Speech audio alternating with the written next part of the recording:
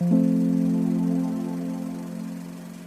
started coming to Exeter about 62, 63, when I came up with my uncle, because my uncle was a staunch City supporter, and he used to live down in St Thomas's.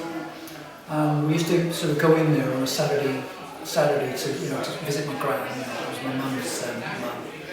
And as I say, my uncle was a staunch supporter, and he used to watch Exeter.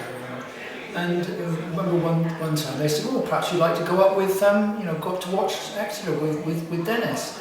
And he actually he rode a scooter, but he had an artificial leg which he lost in a motorcycle accident, so he cut off right to about there.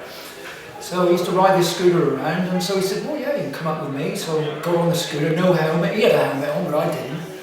And then come up and stood on the big bank, and so that was my first memories of watching Exeter. As I say, I can't exactly remember the scene it was, but it was about 61, 62, something like that. Match day routine.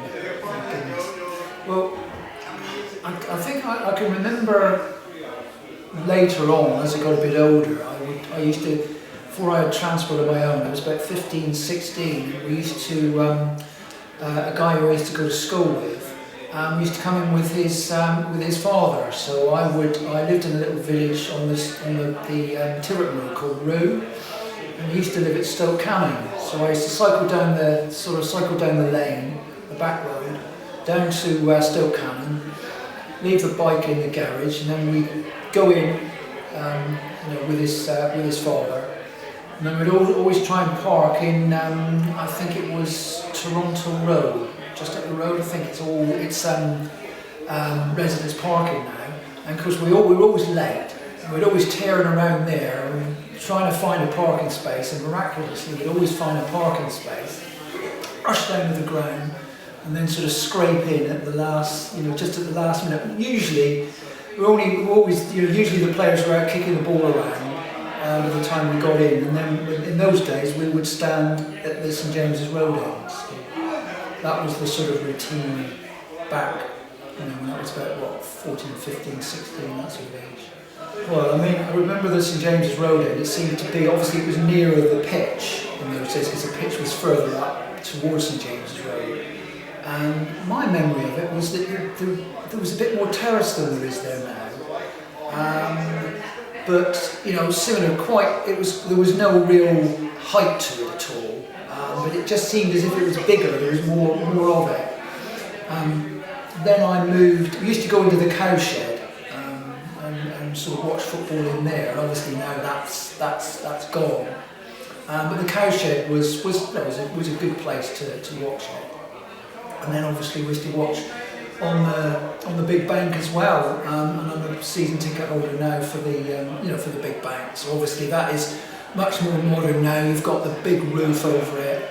And I think when you actually sit in the stand, which we do for the hospitality, you realise it's a pretty impressive building actually, that big bank, and especially when you get a decent crowd in. We were watching the Leyton Orient game on Bank Holiday Monday, and it really did look pretty impressive. There was a lot of people in there, and it really did. And so it's a good sort of modern stand now. So we've got two parts of the ground now which are really modern, up to date.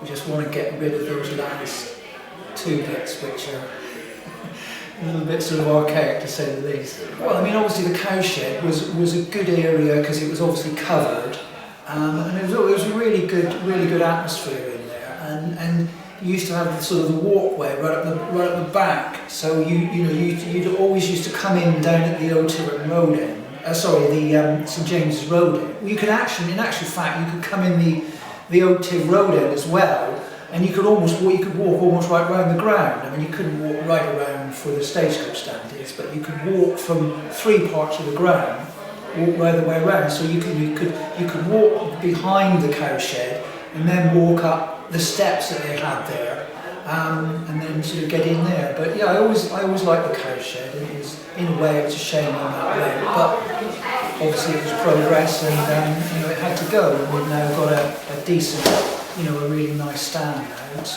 to replace that. And the same with the big bank. The big bank I had a lot of good memories of watching some really good games on the Big Bank. But once again, progress.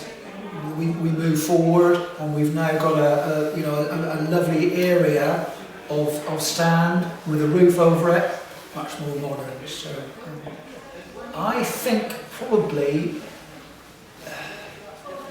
when we beat Sheffield Wednesday in the League Cup, I think it was the same, I'm trying to think of the year now, 66, was it 65, 66? It was the year when we went to Tottenham and got knocked out in the next round, but we beat Sheffield Wednesday here 3-1, and that was a brilliant atmosphere because it was about 16,000 in the ground.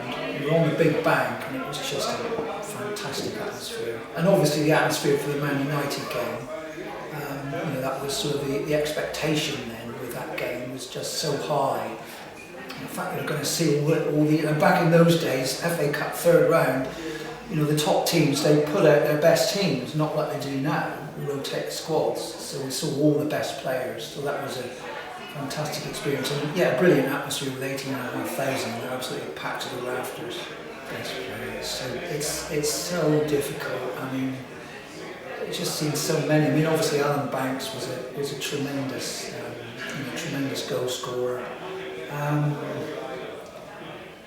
I really, it's very difficult to pick one out because, as far as goal scorers go, we've had Alan Banks, we've had Fred Binney, we've had Tony Kello, Alan Beer, we've had so many top strikers, Darren Rowbottom, so we've had tremendous strikers, so it's really difficult to pick out an all-time favourite, to be honest. I couldn't, now, because there's so many, I just couldn't really tell you who's my real favourite, because they're all favourites.